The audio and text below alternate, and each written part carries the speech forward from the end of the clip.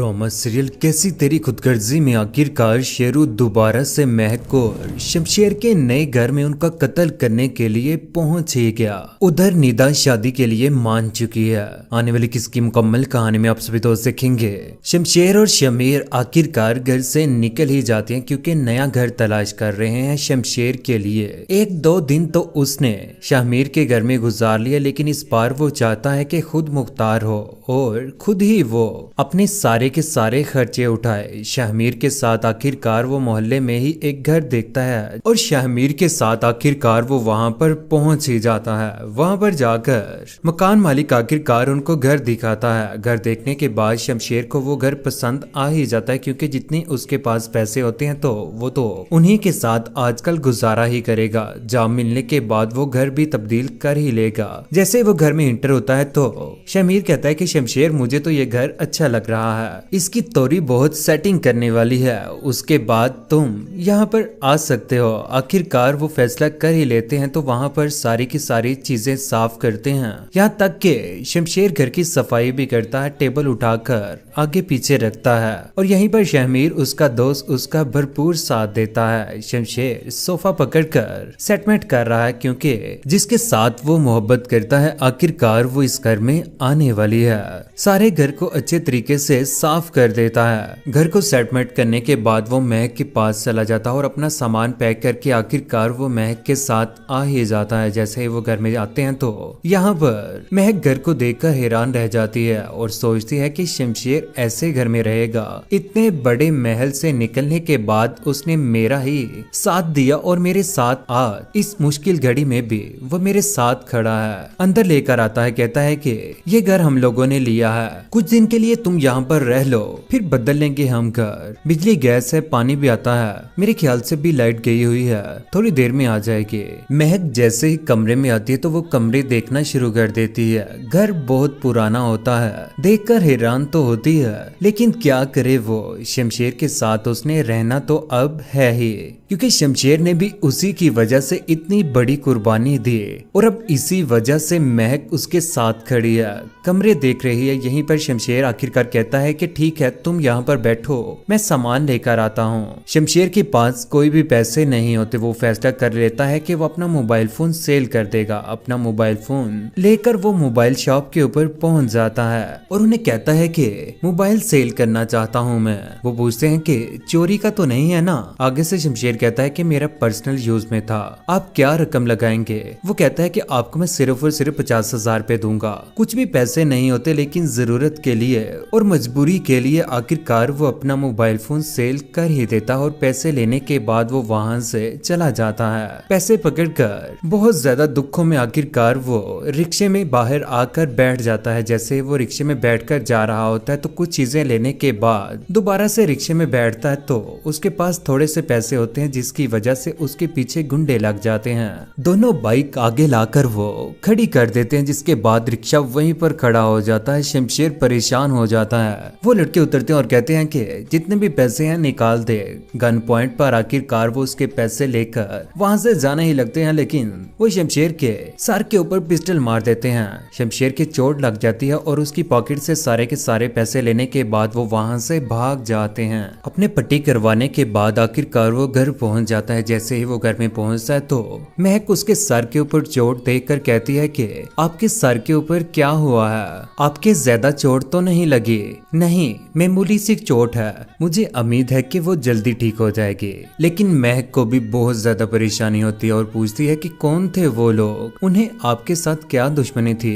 शमशेर को तो अपने बाबा के ऊपर ही शक होता है कि उन्हीं की वजह से ये सब कुछ हुआ है, लेकिन महक को भी दुख हो रहा है कि शमशेर की चोट लगी है क्योंकि वो अब मोहब्बत करना शुरू हो चुकी है। यूं महक खाना बनाकर लाती है और शमशेर खाना भी खाता है। रात के वक्त वो लेट जाता है और सोचों में गुम है कि सुबह के वक्त वो क्या करेगा, कौन सी ऐसी जॉब करेगा जिसकी वजह से वो घर का निजाम चला सके और घर का किराया भी उतार सके।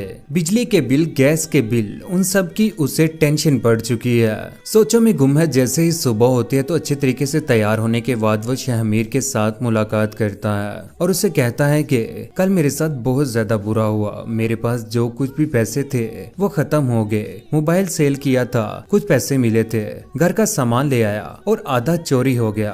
आगे से शमीर कहता है कि देखो सारी जिंदगी ऐसे हालात तो नहीं रहेंगे, आखिर में तो तुम घर वापस चले ही जाओगे। गुस्से में शमशेर कहता है कि मैं कभी भी घर वापस नहीं जाऊंगा, ये मेरा आखिरी फैसला है, मुझे कोई मामूली सी भी जॉब करनी पड़ी तो मैं करूंगा। शमीर उसका भरपूर साथ देता है और आखिरकार उसे जॉब भी तलाश करके दे ही देता है। स्टोर के ऊपर उसे अकाउंट की जॉब मिल चुकी है, कंप्यूटर के ऊपर जॉब मिल चुकी है उसे, वहाँ पर लोगों से पैसे वसूल करता है। लेकिन यहीं पर स्टोर का मालिक और लोगों की अच्छी खासी बातें भी सुननी पड़ रही हैं आज शमशेर को, लेकिन बर्दाश्त भी कर रहा है। उधर निदा बहुत ज्यादा परेशान हो चुके, उससे मुलाकात करने के लिए अहसिन भी आ जाता है। उससे कहता है कि मैं आपसे मिलकर आपकी मर्जी चाहता हूँ, क्या चाहती हो तुम? आगे से निदा कहती है कि जरूरी है कि किसी बात के ऊपर इतराज ना हो तो उस बात के ऊपर इकरार ही किया जाए। बाबा जो भी कहेंगे मैं बात मानने के लिए तैयार हूँ, और मैं नहीं चाहती कि महक अपी की तरह से मेरा भी कुछ बुरा हो। मैं आपके साथ शादी करने के लिए तैयार हूँ। यही बातें सुनने के बाद आसिन वहाँ से चला जाता है, लेकिन निदा की आंखों में आंसू आ चुके हैं। निदा अपने बाबा के पास जाती है अगले ही दिन, और वो अपने बाबा को साफ साफ कह देती है, कहती है कि बाबा मैं आसिन के साथ शादी करने के लिए तैयार हूँ, आप जैसे कहेंगे मैं मानने के लिए तैयार हूँ। उसके सर के ऊपर हाथ रखता है। अकरम साहिब बहुत ज्यादा खुश होते हैं और पूछते हैं कि क्या ये फैसला तुमने अपने दिल से लिया है ना? निदा कहती है बाबा मैंने जो दिल से चाहा था ना, उसमें से मुझे कुछ भी नहीं मिला। महक अपी के साथ जो कुछ भी हुआ, मैं नहीं चाहती कि मेरे साथ भी कुछ बुरा हो। यही बातें करने के बाद आखिरकार अकरम साहिब भी वहाँ से चले ही जाते हैं और निदा वहीं पर खड़ी रहती है।